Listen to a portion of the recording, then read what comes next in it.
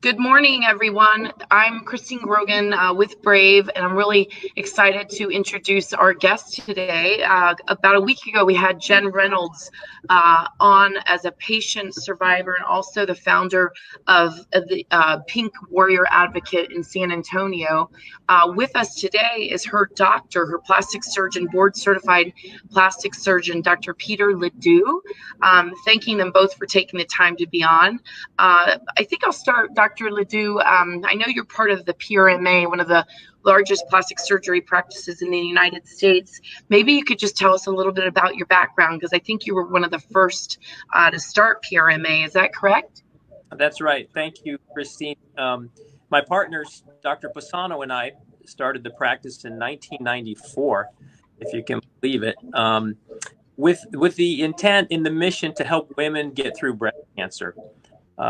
We finished our training in Houston at MD Anderson, and we learned the latest techniques there on how to reconstruct the breast and help patients get through cancer. And so that's been. Good morning, everyone. Sorry about that. That's okay. Little glitch. Go ahead. Sorry, yeah. Dr. Ledoux. There's a little reverberation. So when we finished our training, we wanted to come out and do breast reconstruction to help women get through. So that was our primary goal. And that you said that was 1994, right? Yes, we just had our 25th anniversary. Wow. Yeah, because the Breast Cancer Act came out 4 years later, so you were actually ahead of your time. Yep. That's wonderful. Good. We've been able to help lots of women, and really we like to just help women get through breast cancer so they can go on with the rest of their life and have it just be a memory. That's wonderful, getting to the other side of it, Dr. Ledoux. And I think that's sort of what Brave is about. Brave came out from my work. I worked in the industry many years and found that a lot of women couldn't find, they didn't even know about the Breast Cancer Act, right? That says you should at least have the option of breast reconstruction. So what we try to do is enable women when they get diagnosed to find a board certified plastic surgeon to find out what their restoration options are. And by no means are we forcing reconstruction. Obviously, if a woman doesn't want it, she wants her mastectomy or prosthetic or whatever that is for that person, restoration, that's our job. But I'd love to maybe talk about your relationship with Jen. Jen started this nonprofit that we can actually send the link out, Jen, because I know you have a silent auction going on. But Jennifer, maybe tell us a little bit about when you were diagnosed and how did you find PRMA and Dr. Ledoux? So it's actually a really long story that I'm going to kind of give you the Cliff's Notes version on. But when I was finally diagnosed back in November of 2013, I was next door over at the Women's Center, the OBGYN next door to PRMA. And when the doctor had diagnosed me, he had actually said, you know, you have breast cancer. And I said, is it breast cancer or is it pre-cancer? And he's like, no, it's breast cancer. And in his next sentence, he had said, there's a great plastic surgeon next door. And I'm like, whoa, wait a minute. Like, I just got diagnosed with breast cancer, and now we're talking about reconstruction and, you know, the reconstruction next door. And I was like, I'm not ready. I don't even know what's happening. So it was kind of a whirlwind from there. And I got in touch with Dr. Rosenthal, who they referred me to as my general surgeon. And he then referred me over to Dr. Amy Lang, who then, when the process kept going through, she had said, I'm going to send you over to PRMA. I want you to see Dr. Ledoux. He's the best. I recommend him. I really think he would be great for you. And so, you know, obviously I hadn't really met with him until I got into the phase of reconstruction. So I did my chemotherapy first, and then I did my double mastectomy, which prior to my double mastectomy, I did meet Dr. Ledoux at that point. And I can tell you that when I met him and his staff, immediately I knew that I was in the right hands. I knew it was exactly where I wanted to be. I didn't have to get a second opinion. And I'm not steering people away from getting a second opinion. I think that's, you do what you feels right for you. But for me, what felt right for me was exactly where I was with Dr. Rosenthal and Dr. Ledoux. So that's kind of how I fell into their arms. And throughout the entire process, from mastectomy to having my expanders placed, to filling my expanders, to finally, I think it was about 3 months from my mastectomy to my final reconstruction. It was a seamless process. And I mean, I feel incredibly grateful for how, I guess I could say, easy it was given the situation that I was in with breast cancer and with reconstruction and accepting the loss of my breasts and going through that whole process. Between Dr. Rosenthal and PRMA and Dr. Ledoux, it was, I mean, I have zero complaints. It's an amazing story, because unfortunately, we help women that don't always have this story. I never talk about the surgeons out of ethics, but we had a woman in Florida most recently that had been seeing several surgeons that probably were not qualified to do her surgery, and she ended up at the Cleveland Clinic. And it was a very bad outcome, where she had open, her breast implants were coming seeping out, and there was like an open wound. Fortunately, she, after many surgeries, ended up in a very good care of a plastic surgeon at Cleveland Clinic. But just there's people out there that probably shouldn't be doing what Dr. Ledoux does on a daily basis. Training at MD Anderson obviously is one of the best places to train. So Dr. Ledoux, you have this partnership with the breast surgeon. Are there times where you go into the surgery with the surgeon and plan it out, or is it usually done this way where the patient finishes and then comes to you after? Ideally, Christine, it's better to do reconstruction at the same time as the mastectomy. You can preserve more skin, and now with nipple sparing techniques, it just looks a lot better if we do it together. We do most of our patients that way now. I think the problem, Christine, and one of my dreams has always been to have a center of excellence for breast reconstruction in every large city so people could have access. That's great. But I think that point you mentioned, that reimbursement is not great for breast reconstruction, and so it drives plastic surgeons into other areas. But we just felt called to do it, and it's paid off, because there's nothing more satisfying than helping somebody through a difficult spot in their life. Dr. Ledoux, I would love to talk to you more about this, because I think if we, as Brave and working with all of you, we have about 200 surgeons that work with us now. I know that surgeons want to stay in breast reconstruction. We did surveys with surgeons, and I have a survey we're about to publish where about 300 surgeons said they really want to stay in this. And some of them, what they're doing is the cash pay breast augmentation to make enough money to pay for the losses. I don't think patients really realize that. They think if a doctor's a doctor, they're making all this money, but a lot of surgeons lose money on breast reconstruction, and they're trying to offset it by doing cash pay. And that's a tragedy. Yeah. There have been some progress in that arena, but I think, with your help and Jen's and other organizations, I think we can make more progress. Yeah, we this COVID thing has obviously hurt a lot of surgeons. A lot of them have been not been able to work, and that's when Brave started doing these videos, because we found a lot of you were stuck at home like ourselves, doing Zoom calls with your children. Mine's on her very last one right now. So if you hear someone screaming for their mom, it's her.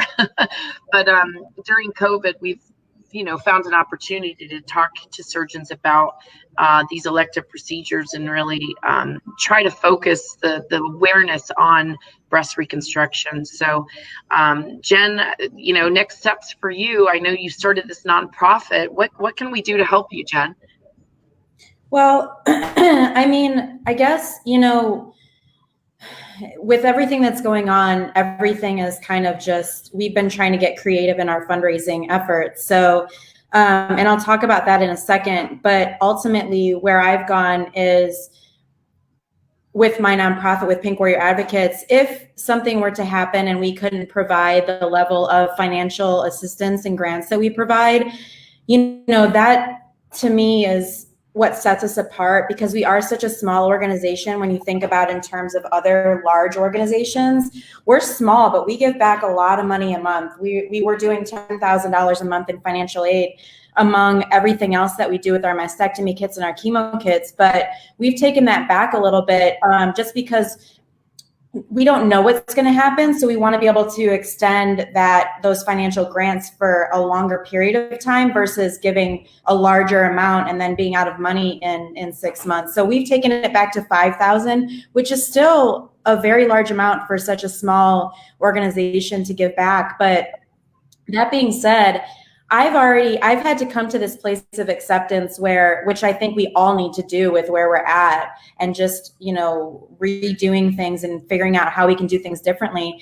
And I'm at peace with knowing that if we were to lose our incoming funds, we're always going to be able to provide that emotional support that we provide. And that emotional support that we provide, the largest part of that, well, there's two, but it ultimately comes back down to the emotional effect that the surgery that we has on us from a physical standpoint.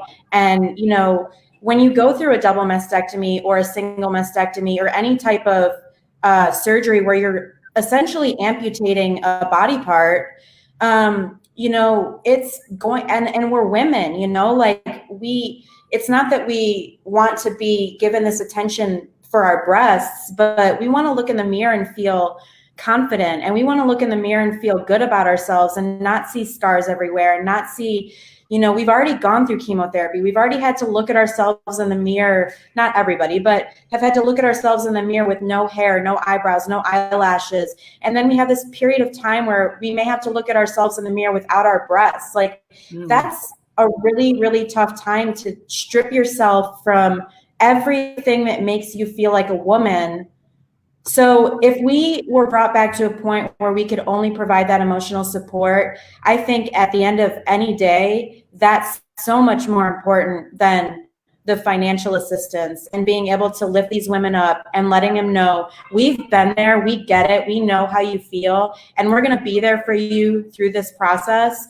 And just, let you know that 100% you are not alone. We've been there, we get it. Your hair's going to grow back. It may take some time. My biggest advice to women, the very first thing I say to them when they're going into a double mastectomy, I say two things. One is, this is temporary. What you're looking at in the mirror right now, right after your surgery, is temporary. Focus on what the end result is going to be at that time, not what you're looking at right now. Focus on that. And two, my biggest thing is that when you get your double mastectomy and you get this surgery, that is the end to the cancer. It is leaving your body. Hold on. Sorry. World, right? But yeah, that is the cancer leaving your body, is that surgery. And that's the biggest, the most positive message I can give you, is that's it. The cancer's going away and we're moving forward, and you're going to get there, and you're going to feel beautiful and all that. And, just going back to Dr. Ledoux real quick, I can't be more happy with physically how I look. And we didn't do nipple sparing, but we did spare my areola because I do have the BRCA2. So we were able to save my areola, and I do have a little scar that goes across the center, but I know that's kind of changed over time since I've had my surgery, but I don't even see those scars personally. I feel great about my reconstruction. I don't look in the mirror and feel insecure about it. So I really do have Dr. Ledoux, and I don't want to not mention his staff too, because they were great. Sure. Yeah, the front end, the admin side, the nurses, all of them. So I could praise them all day for giving me my life back after cancer. It's such a great story, Dr. Ledoux. Sorry, go ahead. That's what we live to do, is to get women through it. And Jen's right. I think the emotional support is key, and having her and her team and helping other people through it since they've been through it is so important. So thank you, Jen, for all you do. Yeah, of course. We love That it. was beautiful. This is obviously this interview is just no planned questions. It just naturally has come out. But Dr. Ledoux, what if a woman's watching right now that just was diagnosed? What would be your advice to her? Well, if she could get plugged into a good breast team, like Jen mentioned, with an oncologist, a general surgeon, or an oncologic surgeon, and a good plastic surgeon, and coordinate care from the beginning and do reconstruction immediately. Studies have shown over and over that women do better, have the reconstruction right away. They wake up with a breast, they feel more positive, and it just goes better for them. So that would be my thing. And that's why I would love to have a center of excellence for breast cancer in every city in the country, so people could have access to that. You're inspiring me to do something else for me to do in my spare time. I think that's so important, and Brave really would like to get there. But what I'd love to do is, Jen, if you could, there's a comment section. I'm going to put your website in here, and also I want to mention if women have, interest, PRMA is here in San Antonio. People fly in from everywhere. I know the Breast Advocate app that Dr. Chrysopoulos mentions is a great resource. And then Jen, what is the website for your advocate, your warrior, Pink Warrior Advocate nonprofit? What's the website? I'll type it in. It's Pink Warrior Advocates with an S.org. So we were Pink Warrior Angels Hill Country, and we just changed over to Advocates because we truly do feel like everybody who's involved, our supporters, our sponsors, our volunteers, our board members, our warriors, our survivors are all advocates for each other. So we just felt like that word kind of encompassed everybody. So that actually just happened this past Saturday. So we're super excited about that. And we do want to let everybody know that our financial aid that we provide is throughout the San Antonio, Austin, and surrounding areas. So, and we do offer mastectomy kits and chemo care kits. So if anybody needs assistance, please let us know. And then we have our mastectomy bras through Ana Ono. We also offer those as well for women who have undergone, radiation. They have special radiation bras and special bras for women who are maybe flat chested on one side. So we donate those out as well. So that's at no cost to the patient. Those are all funded through our efforts. So if y'all go to our website, I will also post a link below in the comments for we have an ongoing silent auction because it's we've had to redo things with everything going on. So we keep adding items as we kind of get them. We had to put off our gala, but check that out. We have some great raffles going on. One is for a Louis Vuitton purse, and it ends tomorrow. So Mother's Day late for me. So you have a 1 in 52 chance of winning. So get on there and buy a ticket. But Mother's Day gift just arrived. Well, what I keep saying is that if you win, you don't have to explain this one to your husband because it only cost you $100 for the ticket. You just have to win. So I got my donate too. So let's talk afterwards. I want to give you some things. Sure. And also, you should go to ASPS. They do grants, American Society of Plastic Surgery, for these type of things. If you're helping patients, the American Society of Plastic Surgery may want to help you, Jen. So, yeah. Dr. Before we get off, because I'm sure we're wrapping this up, I really just want, I know I tell Dr. Ledoux thank you every time I see him, and he's just always been so amazing. And I know that, all the patients that we send have great things to say, but I truly don't know that I have the words to tell you how grateful I am for everything that you've done for me and for giving my life back and for supporting the organization. And there really are no words for that. And I don't think that doctors, get enough credit for what they do for us as patients. So on behalf of, so many breast cancer patients, I hope you really do know how much we appreciate you and everything that you do for us emotionally, physically, all that. I appreciate that, Jen. And I really feel like we're called to do that. So it's that means a lot. Thank you. And it's just honorable that you stayed in it, Dr. Ledoux, because as I said, many cannot weather the storm. So we appreciate you on behalf of Brave. Thank you so much. Thank you both. Love to have you on again. We'll be in touch. And everybody, I put the websites up. So please go ahead and share this video if anyone's watching. Thank you. Thank you. Thank you.